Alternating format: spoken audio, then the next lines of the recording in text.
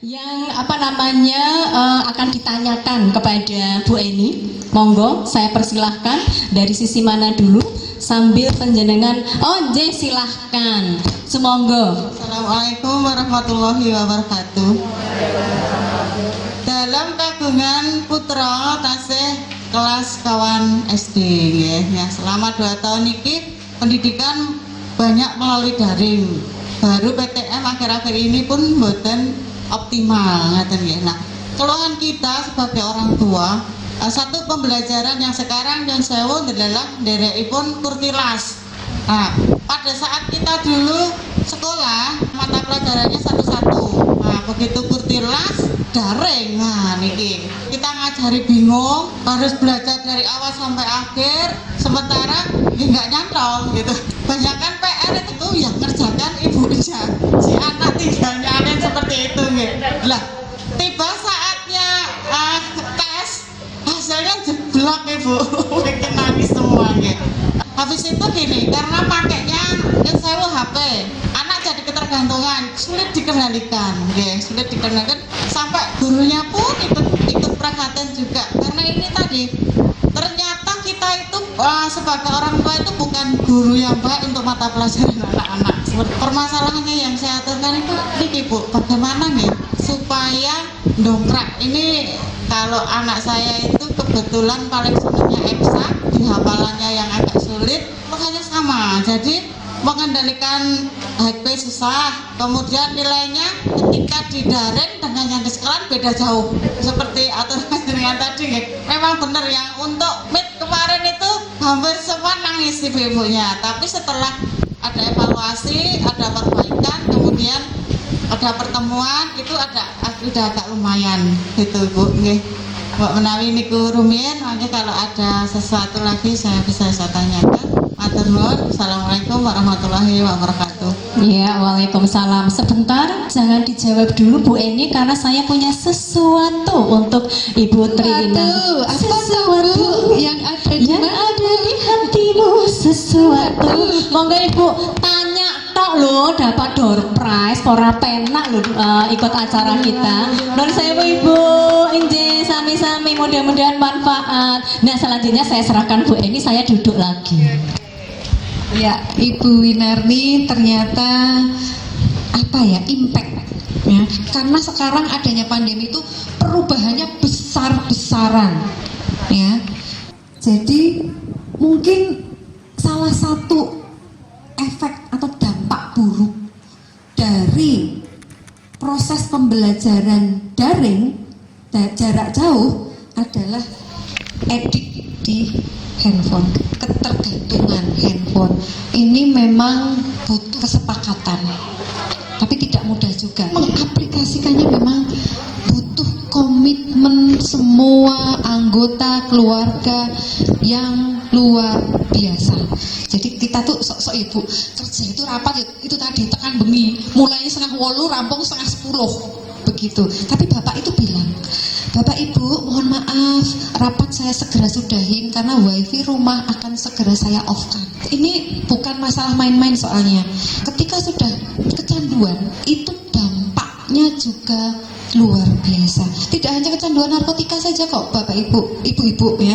Kecanduan handphone ya, itu juga bisa tidak bagus. Karena anak-anak nanti dia tidak punya kemampuan untuk berrelasi dengan orang lain dengan hangat. Kayaknya saya dekat dengan Bu Sulis, tapi ini aku karo wong Surabaya, karo wong Jakarta. Enggak, padahal Bu Sulis sudah dekat saya. Saya sama Bu Wis loh di anak. Nah, sekarang sekolah pun ya, dari TK sampai perguruan tinggi sampai S3 pun begitu ya. Semua informasi ada di sini kok. Asal kuotanya ada. Ya, kuotanya asal ada. Mau cari apapun ada Ibu-ibu di sini. Anak saya handphone silahkan punya sendiri-sendiri. Tapi ingat, kalau mama nggak tahu passwordnya, handphone tarik. Saya bilang begitu. Ya, handphone tarik. Kalau nggak punya di password, oke. Ya, ini loh Mas, soalnya kakak tuh suka resek, suka buka handphoneku, suka ini ngambil ini. Oke. Yang tahu hanya mama sama papa. Mana sidik jari mana, lapor semuanya. nek diganti harus lapor begitu. Galak yo ben saya bilang ya, memang ini salah satu cara komitmen ya. Jam berapa wifi off ya, apakah bisa Bu? Anak saya protes yang gede karena mahasiswa nek nggarap tugas gak ngerti wayah gitu ya, aku gak bisa nek di off kan lah, aku nanti piye golek jurnal piye gitu. Nah ini yang kita obrolkan sama mereka ya, sama mereka. Meskipun anak-anak masih kecil-kecil Bu, tapi mereka bisa kok diajak komitmen. Kalau perlu ditulis. Kalau ngobrol-ngobrol santai ya tanyain, kamu tadi kan sudah seharian nih jauh dari mama, dari ibu gitu ya, handphonemu kan kamu pegang terus ya. Terkadang saya juga kadang nggak setuju sama suami saya Bu, kenapa nggak bilang-bilang sama aku sih, nggak bilang gitu ya, orang-orang tuh kok nih handphone sama canggih gitu. Tapi anakmu butuhnya apa? Dia senang seni, art ya, seni itu butuh spek yang agak tinggi. Jadi saya belikan ya sesuai kebutuhannya. Lah, tapi kontrolnya nek mbok kakek kudu janjeni sih begitu. Nah itu komitmen tadi ya. Tapi sekarang tadi sekolah nggak bisa lepas dari itu.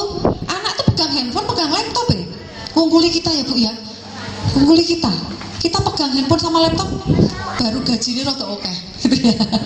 Tapi tadi impactnya tadi loh, pengaruhnya tadi loh, kuncinya tadi kita komunikasi, bangun komitmen.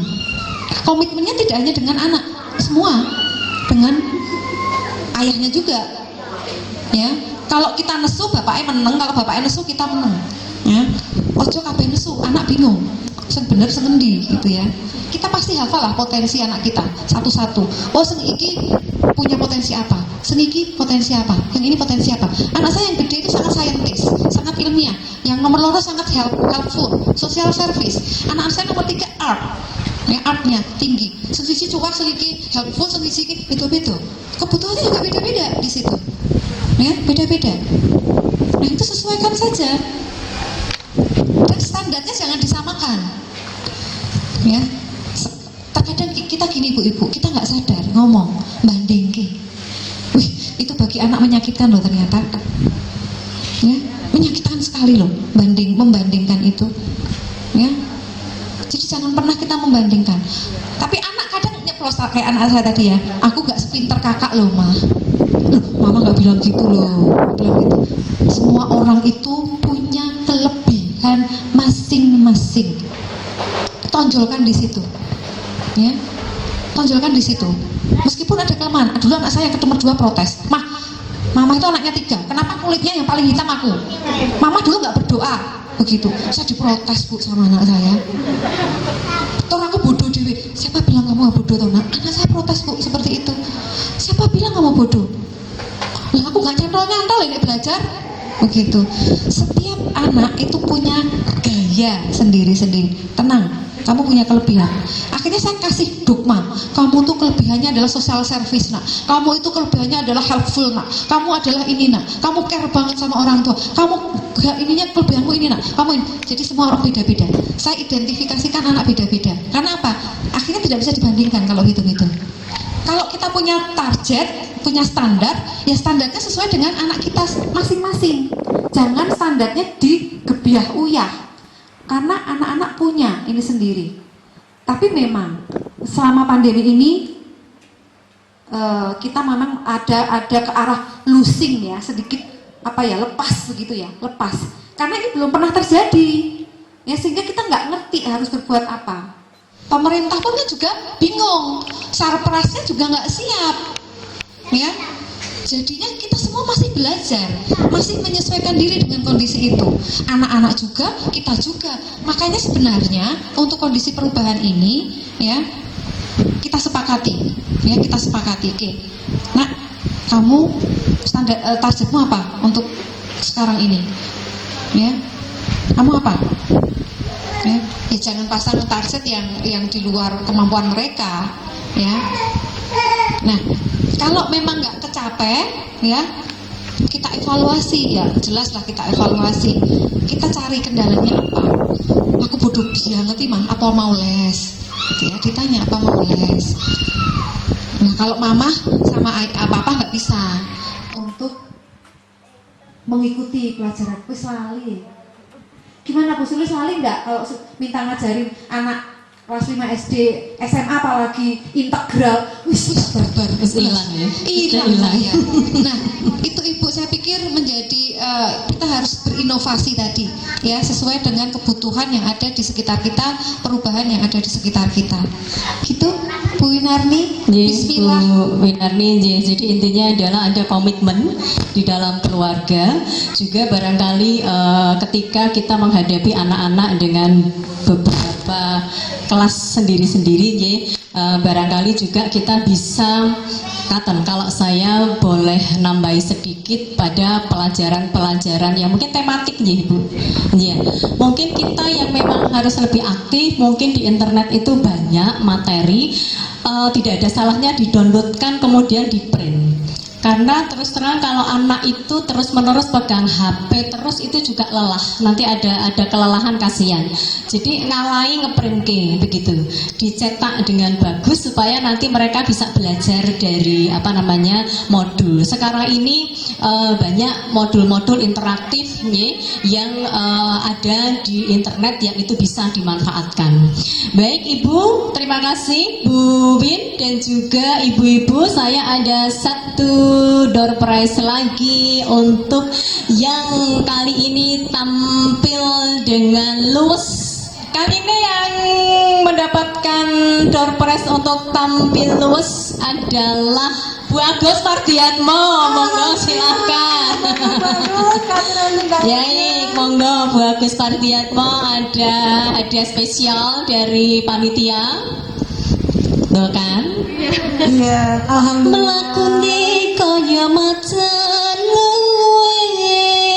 Neng boten luwe to Bu.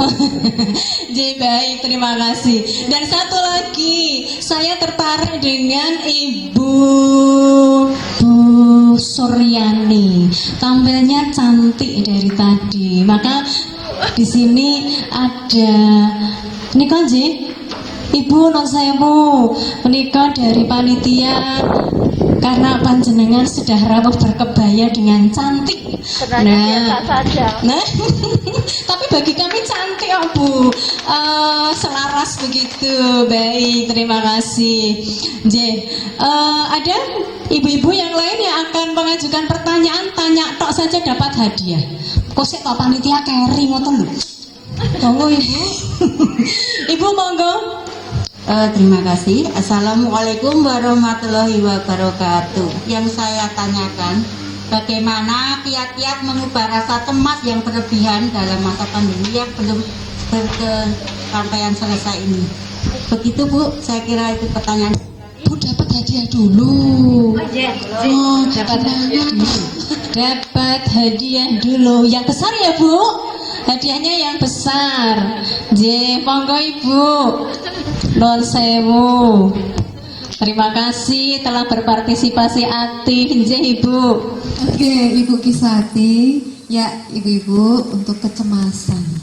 Cemas kalau yang sudah harus butuh bantuan itu mempengaruhi cara berpikir, berperilaku, nganti keringetan, nganti gobios, nganti semaput ya.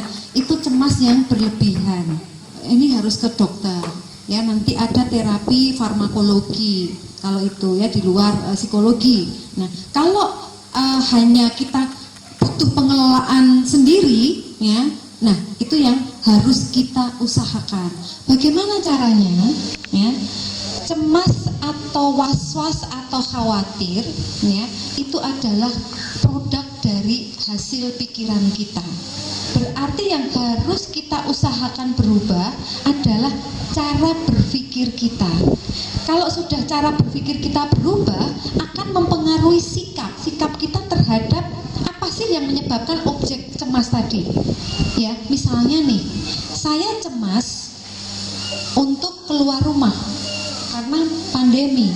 Saya harus mengubah cara berpikir saya agar saya berani untuk keluar rumah. Nah, kalau saya nggak keluar rumah, aku nggak nyambut gawe. Loh, nyambut gawe kan oleh WFH, work from home. Berarti nggak apa-apa no. Nah, ini aku nggak nyambut gawe. Loh, nyambut gawe kan oleh WFH, work from home. Berarti nggak apa-apa no. Nah, ini namanya akan membangun sikap. sikap ini akan mempengaruhi perilaku.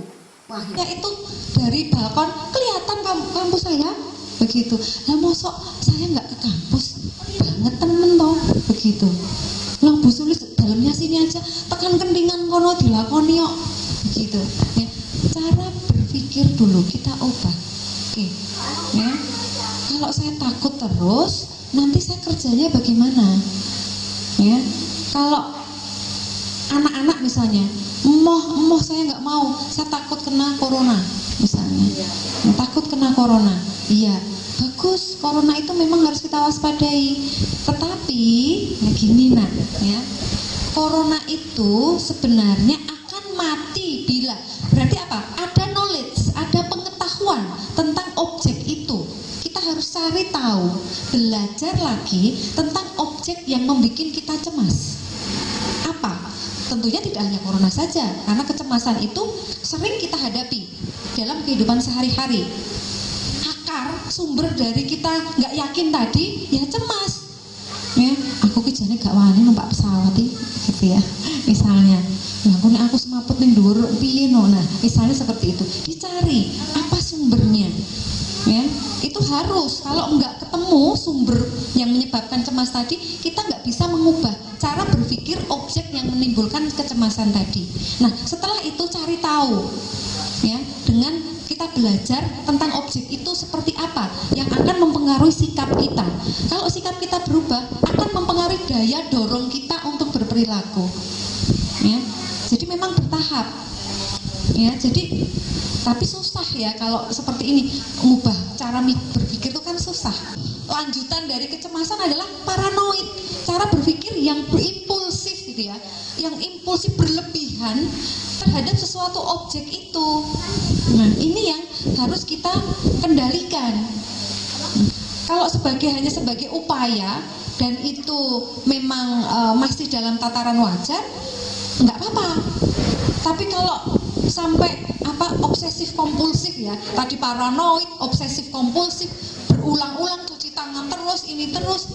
Nah, itu kan jadi wis obsesi, wis paranoid, wis cemas, jadi obsesif kompulsif, paranoid, malah kok jadi oke penyakitnya begitu. Nah, itu yang harus kita mindset tadi, ya, yang harus kita ciptakan dulu, ya, harus kita ubah. Tapi tadi tidak semudah membalikkan telapak tangan, ya.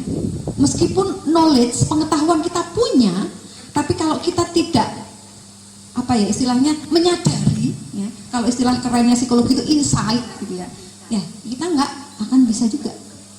Ya. Begitu Ibu. J, baik, terjawab J, Ibu J, matur nuwun. Ibu, sebelum saya melanjutkan memberi kesempatan panjenengan bertanya, ada door prize yang di sini, aduh abot banget. J, pertanyaan nomor 1 adalah, di mana Ibu Dr. Eni Purwandari ini bekerja? Yang sana Bu, yang duluan yang sana saya lihat. Yang pundi? Yang tengah ini. Oh, yang tengah. Bu Puji nggih? Bu Puji, monggo Bu Puji. Di mana Bu Puji? Dipanjangkan. Itu lagi UM, Eserong. Oke, leres nggih? Bu Eni nggih? Leres, alhamdulillah. Monggo pinara Bu Puji. Nggih. Siap-siap, ada pertanyaan selanjutnya. Nggih. Pokoknya tidak rugi hadir di kegiatan kita ini. Baik, pertanyaan kedua, panjenengan kenal virus corona nggih? Nggih. Pertanyaan saya adalah, di kota dan negara mana virus ini pertama kali ditemukan? Biru. Di kotanya saya tanya, Cina itu luas banget, Beijing ya Cina. Ini ya Cina. Kotanya? Tadi pertanyaan saya kan pertama kotanya ya, kota dan negara mana? Kota dan negara mana sing durung itu hadiah sik. Saya ngurung atau hadiah. Bu Agus, pundi Bu Agus? Pundi? Ditutoke. Wuhan, negara Cina, nggih, monggo. Alhamdulillah. Nggih, Bu. Niki Bu. Ya, penak toh. Ya, penak banget, Mek. Ya, nggih, Bu. Nggih. Baik, kemudian yang berikutnya adalah apa nama virus terbaru yang sekarang ini muncul di Afrika? Bu Herman? Omikron, nggih. Wah, penak banget ya. Hadiah lagi. Monggo Bu Herman. Ya, alhamdulillah. Ya. Masih ada lagi, terutama yang belum dapat hadiah dan terutama bukan panitia carry. Bu RT rasanya untuk hadiah. Pertanyaannya adalah sebutkan 2 saja jenis vaksin yang sudah diberikan kepada masyarakat. Bu Emi, ya, nama Bu Emi? Sinovac dan ya, oke, baik. Yang mana ini hadiahnya? Nopo gandeng niki istrinya Pak Yus, saya suruh milih.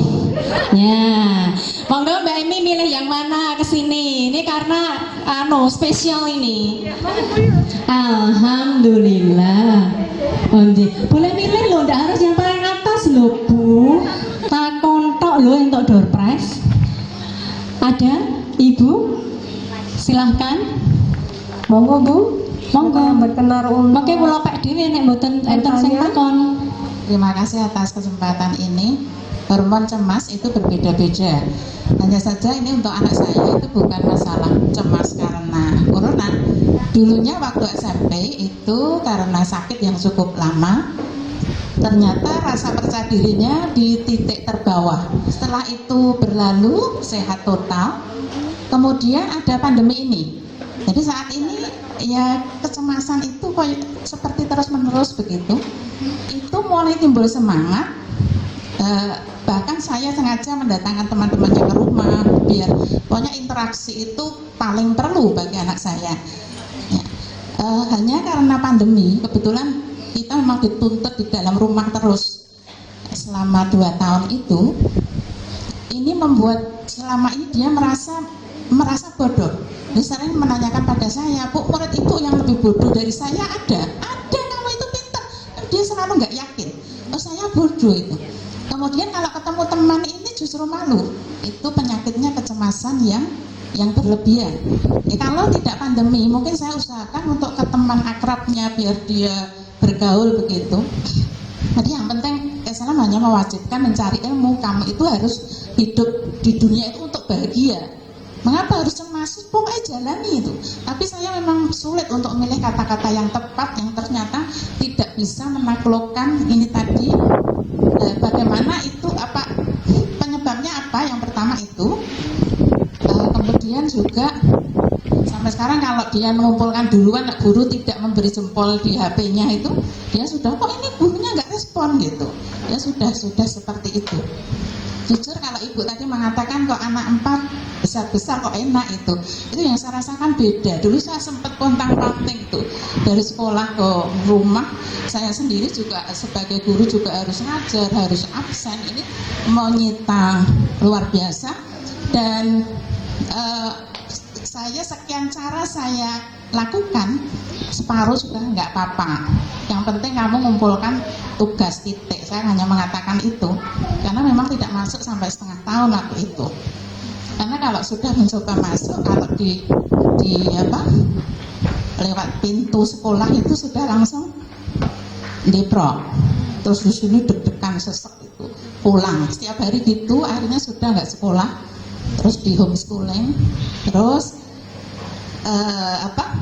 baru di SMA itu bangkit semangatnya, tapi justru pandemi.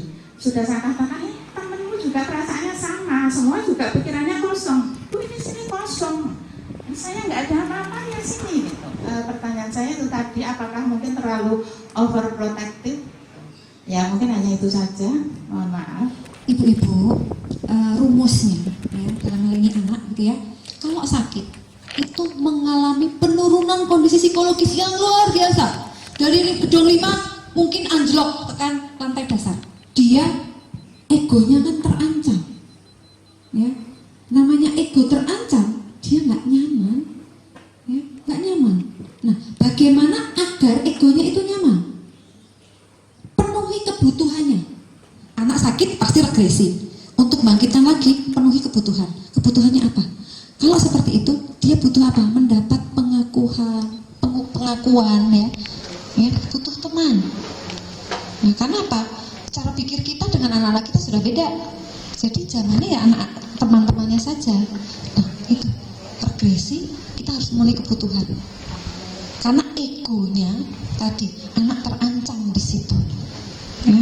Nah, kebutuhannya apa? Kita selami satu-satu. Butuhnya apa dia? Karena kebutuhan kita sebagai individu itu kan banyak sekali sebenarnya secara psikologis. Ya, butuh pengakuan, butuh penghargaan, butuh pertemanan, butuh kehangatan. Anak SMA sudah cara berpikirnya sudah tinggi, ya. Beda dengan anak TK, anak SD. Tanya kali terus, ya. Sebenarnya ya memang tanyanya tidak tanya butuh mau potondok ya enggak. Ya kita kalau wong Jawa ki nganggo melipir. Itu Bu, Mbak Esa. Semoga nanti Kang Putra sudah lebih baik karena sakit itu energi luar biasa untuk anak untuk pada posisi yang normal. Tidak hanya anak kecil, ya anak usia berapapun kalau anak itu pasti mengalami penurunan. Gitu. Baik, Ibu masih ada pertanyaan? Oh ya, Bu Bowo, silakan Bu Bowo. Assalamualaikum warahmatullahi wabarakatuh. Perkenalan saya Bu Bowo, mau menanyakan Bu, bagaimana cara untuk menemukan passion anak itu? Hirang manis kulitane. Kita sama Bu. Kita sama. Ya, sesama wong ireng ya. Oh, yang berat terserah. Yang berat apa yang ringan? Sedang saja. Ya terserah, yang pilih saya ngendi. Nah, oke, baik. Pilih yang abot ya.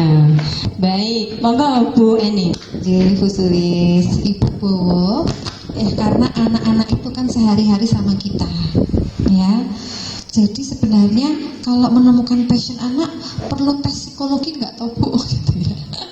Ya, sebenarnya tidak harus pakai tes pun kita bisa mengamatinya setiap hari. Ya, setiap hari karena kita berinteraksi dengan dia, sehingga kita bisa menemukan kunci atau keyword dari hasil pengamatan kita sehari-hari. Ya, dia punya passion di apa, punya kelebihan di apa, itu dari pengamatan kita. Itu yang pertama, dari pengamatan. Yang kedua, dari interest anak, ketertarikan anak. Anak interest dalam hal apa? Ya, interest. Kalau kita nggak tanya ya anak nggak akan jawab. Tapi kan bisa kita amati tadi. Oh, kamu tuh tertarik pada ini. Interest atau minat mereka. Dari pengamatan kita, dari interest anak. Kemudian dari istilahnya assessment. Assessment tuh dites, dibawa ke psikolog gitu ya, untuk di assessment. Nah, itu bisa membantu selain dari kita hasil mengamati interest anak, minat anak. Nah, itu bisa. Nah, yang sekarang menjadi kunci kita adalah begitu ya. Nah, bagaimana kita menemukan dari hasil pengamatan kita? Ya. Caranya piye, Bu? Ya. Terkadang gini, anak utek wae, usek nek gak iso balekke. Nah. Kayaknya bongkar-bongkar nek ora iso balekke meneh. Nah, itu sebenarnya dia sudah punya intensi, ketertarikan, interest, minat. Hanya saja dia belum tahu ilmunya. Nah, PR kita adalah bagaimana kita memenuhi ilmunya tadi untuk melengkapi interestnya anak, minatnya anak tadi agar lebih optimal. Gitu, ya. Kalau sudah tahu, kita sediakan sarana prasarananya agar semakin moncer, ya, semakin moncer. Nah ini terkadang kita kita menjadi berpikir untuk sekarang ini era digitalized begitu ya, era IT ya, era IT ya. Nyekel laptop terus ya salah, nyekel handphone terus ya salah, disalahke. Tapi kalau memang ini menjadi passion anak kita menjadi gamer, ya gak apa-apa begitu. Dia akan mendesain gamer nanti untuk bisa dijual. Nggak apa-apa. Kalau memang dia passionnya jadi YouTuber misal, sekarang zaman kayak gini, penyanyi sekarang manggung, rano manggung. Sekarang apa? YouTuber, gitu. Ya sudah, penuhi saja. Ya. Apalagi misalnya, nah seperti itu Bu. Jadi kita mengamati, kita menanyakan interestnya anak. Kamu sebenarnya ada suka apa sih, gitu ya? Aku tuh nggak suka ini. Boleh ditanyakan, tapi boleh kita hasil mengamati saja, boleh pengetesan. Setelah itu dilengkapi dengan sarana prasarananya. Gitu Bu. Memang agak kesannya common sense begitu ya. Tapi hasil mengamati itu bisa kita memberi ciri kok, bisa melabelkan. Oh, anakku modelnya kayak gini. Oh, dia begini. Kita pasti sudah punya keyword itu untuk masing-masing anak kita. Begitu. Ya, baik, terjawab ya. Mudah-mudahan kita bisa menemukan passion anak-anak kita sesuai dengan keinginannya sehingga bisa tampil optimal. Ibu masih ada pertanyaan lagi? Terima kasih Bu untuk waktunya. Begini, saya merupakan pendidik anak usia dini Bu. Jadi menangani anak-anak TK gitu. Kebanyakan anak-anak untuk usia dini di kelas kami itu ada beberapa anak belum pernah melaporkan tugasnya. Setelah kita selidiki, itu kedua orang tuanya sangat sibuk sekali. Mereka pulang malam berdua dan anak itu diasuh oleh neneknya. Nah, seperti itu bagaimanakah solusinya kita sebagai pendidik agar bisa match? Ini kan termasuk pandemi ini sangat luar biasa tadi Ibu sampaikan. Itu yang pertama. Yang kedua, jadi kekerasan dalam rumah tangga. Dampaknya anaknya itu sekolah jadi pendiam gitu. Ya, salah satunya kenapa tadi nggak pernah melaporkan tugasnya, ternyata di dalam rumah tangganya itu di keluarganya terjadi kekerasan terus sampai perceraian. Nah, seperti ini bagaimana menurut Ibu untuk kebaikannya seperti itu nih? Terima kasih. Misalnya Ibu Koyim ternyata sebagai aktivis dan pemerhati anak-anak usia dini begitu. Kepala PAUD, Masya Allah ya Ibu, luar biasa. Panjenengan itu suap bareng ngumpuli aku mesti. Nek mahasiswa gak ngumpul no, yo karepmu. Pokoknya ning LMS susah sediake untuk mengumpulkan tugas begitu ya. Paling pol ya wes gak entuk biji gitu ya. Tapi kalau anak-anak enggak kan Bu, mereka kan harus ini pembentukan gitu kan. Beda kalau mahasiswa Ibu ya, kita wis nemu enake pol Bu, wis alhamdulillah nemune pol gitu ya. Mulangnya anak-anak mulangnya wis gede-gede begitu ya. Ibaratnya wis meh dadi gitu. Kalau Ibu Koyim ini luar biasa, TOPBGT Bu. Ya, oke. Bagaimana ya Bu kalau memang ada kondisi seperti itu? Ada dua kondisi yang berbeda ya, sama-sama luarannya kayak hasil penelitian aja Bu, luaran Bu. Aduh, jadi kayaknya punya utang luaran Bu. Ya, oke. Perilakunya sama ya, muncul perilakunya sama, yaitu tidak menunjukkan komitmen terhadap tugas. Ya, akhirnya apa? Nanti kalau kok tidak komitmen terhadap tugas, akhirnya prestasi akademisnya juga nggak bagus. Ya, meskipun prestasi akademik tidak satu-satunya tolak ukur keberhasilan anak, tetapi ini kita masih membentuk loh. Ya, ibarat kalau plastik ini dibuang sampah, kalau anak kan tidak bisa. Nek salah pada tahap perkembangan ini sudah lusin kita. Nah, ini bagaimana? Nah, kalau kondisi yang pertama, orang tua yang sibuk, diajak ngobrol aja Bu Koyim. Ini nggak bisa dibiarin kalau kayak begini. Ya, orang tua harus punya komitmen dong. Ya, harus punya komitmen. Kalau mereka bentuk cintanya ke anak golek duit semoga ya apa-apa. Karena itu komitmen pasangan dalam keluarga. Tapi senyekel bocah sapa? Kalau eyang ya beda lah. Cara ngasuhnya eyang karo orang tua. Ya minimal ada semacam pengasuh yang memang bertanggung jawab pada pendidikannya.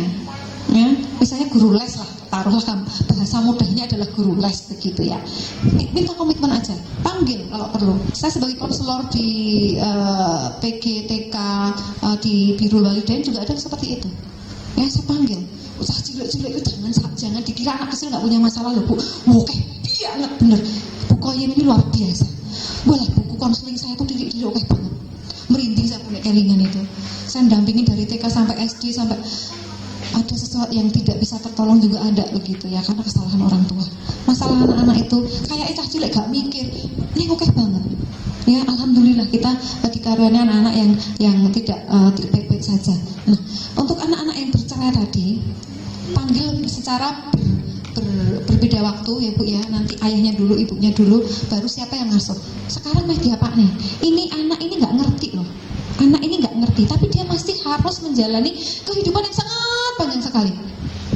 Apa ramane man begitu ya, nek padu calon-calon piring, calon-calon anak tahu begitu, anak tahu ya, cerita Budi tahu Bu, ini nggak tahu.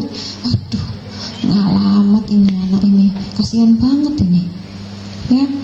Jadi mintain komitmen juga, panggil jangan bersamaan, satu-satu karena udah cerai ya, satu-satu. Terus ini anakmu meh digowo ning ndi? Maksudnya meh digowo sopo? Gitu ya. Kami mau membantu, tetapi mohon ini orang tua juga berkontribusi dong. Ya, berkontribusi karena waktunya banyak di rumah dibandingkan di sekolah. Saya sering sekali memberi PR orang tua kalau saya lihat anaknya memang harus membutuhkan intervensi di rumah. Saya ngasih modul orang tua banyak Bu. Ya, ini PR-nya dilaksanakan. Kalau enggak, ya berarti jenengan tidak sayang sama anak panjenengan. Bu Koyem, selamat berjuang, apresiasi saya, hormat saya pada Ibu. Terima kasih. Luar biasa memang. Kita terus terang kalau dengan ibu bapak di PAUD ya, itu luar biasa ya. Anak dari rumah yang kadang-kadang belum tahu apa-apa, ngerti-ngerti anak iso maca, iso baca Quran, luar biasa. Itu bapak ibu guru PAUD luar biasa. Mudah-mudahan terjawab dan nanti bisa dilaksanakan untuk memanggil orang tuanya. Baik Ibu semua, sudah cukup pertanyaannya? Door prize saya masih satu. Maka saya pertanyaan sajalah, terutama yang belum dapat door prize ya. Pertanyaannya tidak sulit, pertanyaannya gampang sekali. Apa yang kita peringati sekarang ini kan Hari Ibu, nggih? Tapi kan ini bukan waktunya, wong ini baru tanggal 12. Tanggal berapa toh sebetulnya Hari Ibu? Bu Ani? Ya, Mbak Ani. 22 Desember. Nggih, memang pertanyaannya yang gampang. Monggo pinara Bu Mbak Ani untuk menerima door prize kita yang terakhir. Ye, alhamdulillah door prize-nya kami sudah habis atas pertanyaan-pertanyaan yang diberikan oleh ibu-ibu, juga menjawab pertanyaan luar biasa. Ini sesuai dengan jadwal yang kita sepakati, jadwal yang telah kita buat. Jam 11.00 selesai. Sekarang jam 11.00. Berarti luar biasa seminar kita kali ini on time, on time. Kita biasa jadi orang yang on time begitu. Kemudian dengan yang disampaikan oleh Bu Dr. Eni Purwandari, Sarjana Psikologi, Magister Sains, ini tadi luar biasa. Ada banyak hal yang saya simpan di dalam hati ya. Salah satunya adalah bagaimana kita menjadi ibu yang hebat di keluarga kita, di rumah kita, sehingga anak-anak kita bisa tumbuh secara optimal, menemukan passion yang tepat untuk hidupnya, sehingga keluarga kita menjadi keluarga yang hebat, menjadi keluarga yang kuat. Tidak ada lain yang saya bisa aturkan selain matur nuwun jazakumullah khairan katsira untuk Bu Eni jadi amal jariah panjenengan. Nggih. Katen yang bisa saya aturkan, mohon maaf saya biasa banyak bercanda. Kalau canda saya ada yang kurang berkenan di hati, saya mohon maaf yang sebesar-besarnya. Selaku moderator pada seminar kali ini, saya menyampaikan terima kasih atas dukungan ibu-ibu PKK RT 3 RW 12 juga kepada panitia, dan saya kembalikan waktu kepada MC Bu Wisnu. Sekian yang bisa kami aturkan. Assalamualaikum warahmatullahi wabarakatuh. Waalaikumsalam warahmatullahi wabarakatuh. Alhamdulillah acara seminar dari awal sampai dengan akhir telah kita lalui bersama-sama. Banyak sekali ilmu yang kita dapatkan ketika kita nanti kondur dari seminar hari ini. Terima kasih dalam haturkan juga kepada ibu-ibu semua yang telah rawuh pada kesempatan siang hari ini. Nuwun sewu kepada Ibu RT, monggo katuran untuk lenggah di panggung untuk memberikan sertifikat. Monggo Bu RT.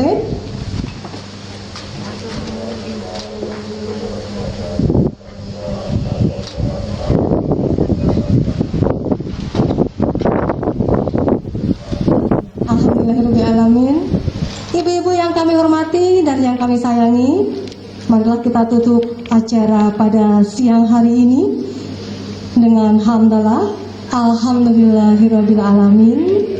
Konduripun dari akan sugeng. Wassalamualaikum warahmatullahi wabarakatuh.